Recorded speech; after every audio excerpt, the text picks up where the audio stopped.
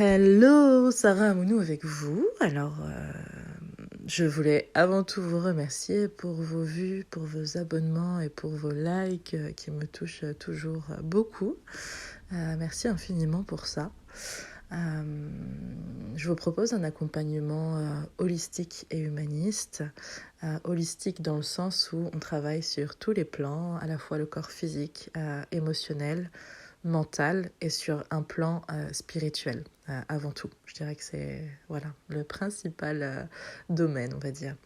Après, il faut savoir que tout est relié, donc on ne dissocie pas les différents corps et c'est vraiment en trouvant le juste accord, la juste note, la juste mélodie qui est propre à chacun, qu'on peut trouver cet équilibre.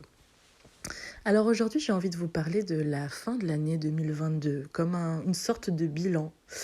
Vous savez, en numérologie, 2022, c'est 2 plus 2 plus 2, ça fait 6. 6, c'est vraiment le chiffre du cœur, c'est le chiffre de l'amour. Et alors, très souvent, quand on se dit, on va vivre une année 6, d'un point de vue de l'amour, ça va être un truc de fou, ça va être incroyable. Et finalement, pour mieux connecter à l'essence de quelque chose, quoi de mieux que son absence? C'est-à-dire qu'on a pu expérimenter au cours de cette année une relation où on avait la sensation de ne pas être aimé pour qui on était vraiment. Parfois la sensation d'être complètement seul. Je fais ce podcast parce que j'en parlais justement avec un ami et on se racontait nos anecdotes de non-amour et d'amour en 2022. Et du coup, je trouve qu'il y avait vraiment beaucoup de choses communes. Vous savez, j'ai fait un podcast il y a peu de temps sur l'illusion de la séparation. Eh bien, ça rejoint un petit peu tout ça. Donc on a pu expérimenter au cours de cette année des périodes ou des expériences assez remuantes et bouleversantes sur le plan de l'amour, que ce soit l'amour familial, au sein du couple, l'amour de soi, au niveau amical aussi. Donc, vous pouvez prêter un petit peu attention à tout ce qui s'est passé dans ces différents domaines et voir s'il n'y a pas eu des expériences un petit peu chamboulantes, un petit peu remuantes, et à quel point, en fait, on expérimente et pour goûter à toute l'essence de quelque chose, on va également expérimenter son absence en se disant « Waouh, mais c'est vraiment quelque chose qui est fondamental finalement. » Donc, on va connecter justement à cette envie de plus d'amour. C'est ce qui peut nous arriver là à la fin de 2022, c'est comme un petit bilan en fait. Regarde, l'amour est partout. Comme l'a dit Cabrel dans sa chanson, l'amour est partout où tu regardes. Et c'est vraiment ça, à quel point on peut connecter à une vision différente de l'amour par son absence en fait. Et de se dire en fait ça m'est fondamental. Alors qu'est-ce que je peux mettre en place? Comment est-ce que des prises de conscience vont émerger? De toute façon, on n'est pas tout seul à prendre conscience des choses. Du coup, ça commence aussi par le fait de se dire je suis pas seule à prendre conscience des choses. Je sais qu'on m'aide en permanence. Peu importe les croyances, la religion. Vous savez, moi j'ai pas de religion, je me sens comme une enfant du monde. J'aime beaucoup la diversité, j'aime beaucoup les différentes cultures. C'est quelque chose qui me nourrit profondément. D'ailleurs, je suis née dans une famille où toutes les cultures sont mélangées et j'adore ça. On dit que, souvent ma mère dit qu'on a une famille Benetton, mais c'est exactement ça et j'adore ça. Et voilà, et d'expérimenter justement cette absence d'amour, ça nous permet de connecter à tous j'ai envie de dire, les méandres, tous les contours. Évidemment, il n'y a pas de contour, c'est une énergie qui est illimitée, mais toutes les subtilités, par l'absence et la non-absence, toutes les teintes, vous savez, entre le blanc et le noir, il y a plein de teintes de gris. Et toutes ces teintes-là, on va pouvoir les expérimenter dans l'absence, est-ce que cet amour-là, il est vraiment authentique? Est-ce que c'est cet amour? Est-ce que c'est vraiment de l'amour? Est-ce que j'ai vraiment envie de vivre ça? Ou est-ce que j'ai envie de vivre quelque chose qui est encore plus authentique, qui est vraiment dans une forme de vulnérabilité, sans masque, sans filtre? Pardon. Et du coup, cette année 2022, elle a pu nous faire expérimenter des événements, des relations, des rencontres qui ont fait que on s'est senti parfois un peu malmené en amour de soi aussi, une forme d'intégrité. Et puis, ça a pu nous...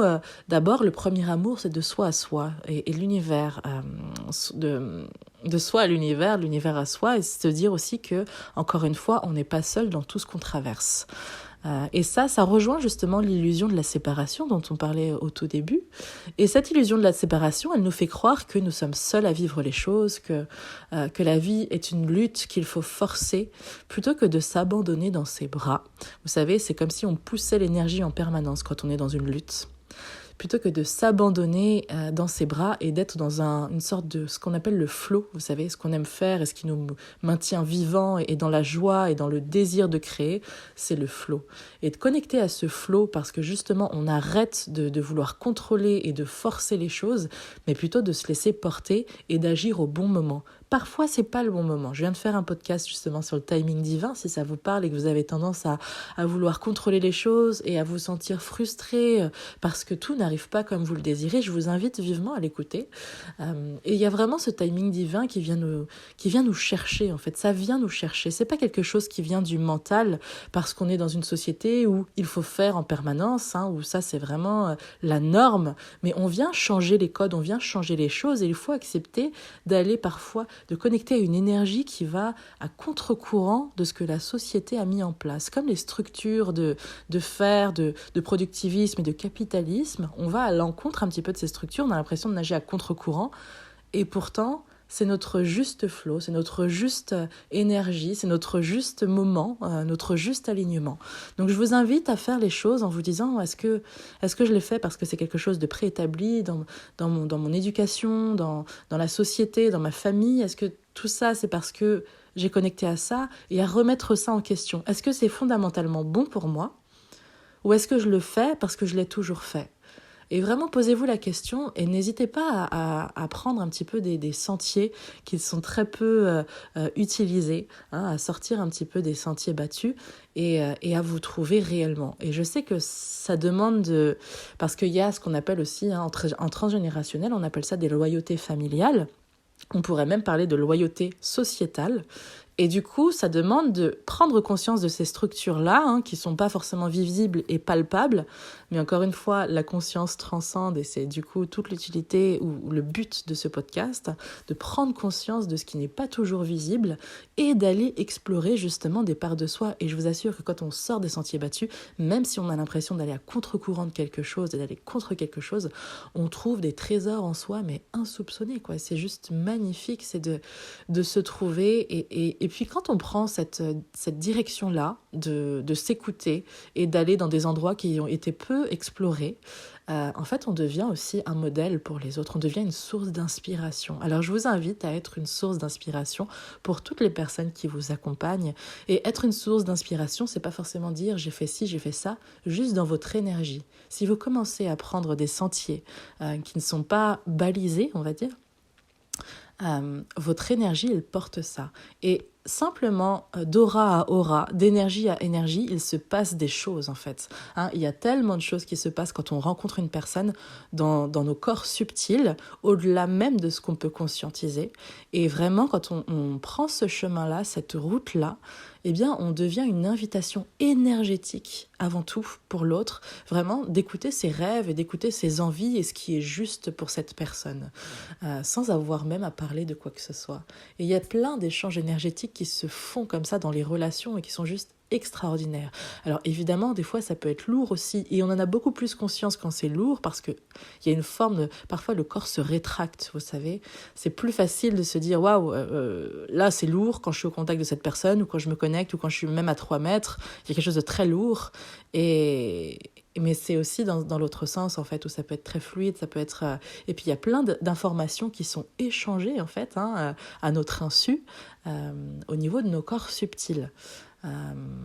Donc voilà, c'était un petit podcast pour justement faire le bilan de cet amour, de s'abandonner un petit peu plus dans les bras de l'univers, de la source de Dieu en fonction de vos croyances, et vraiment de se laisser porter. On n'est pas, encore une fois, dans une forme de passivité, hein, on est vraiment dans quelque chose qui... On sent quand c'est le juste moment parce que ça vient de l'intérieur, d'accord ? C'est pas une injonction du productivisme où il faut faire absolument. Et du coup, là, on se met à faire, mais on va à contre-courant de quelque chose. Donc, je vous invite à être dans le juste moment, et d'ailleurs à être le plus souvent dans l'instant présent, parce que c'est là qu'on a le plus d'informations sur ce qu'on peut faire, c'est là qu'on est dans notre pouvoir, dans notre grandeur d'âme, en fait. Hein. On est directement connecté à notre âme, et c'est là où tout est possible. Voilà, n'hésitez pas, si vous avez envie, à commenter et à me dire comment s'est passée l'année 2022 pour vous. Moi, c'est avec grand plaisir que je vous lis et que je vous répondrai. Et puis, je vous remercie infiniment aussi pour vos likes, pour vos abonnements. J'ai énormément de gratitude pour tout ça, donc merci infiniment. Je vous embrasse très fort et je vous dis à bientôt pour un nouveau podcast.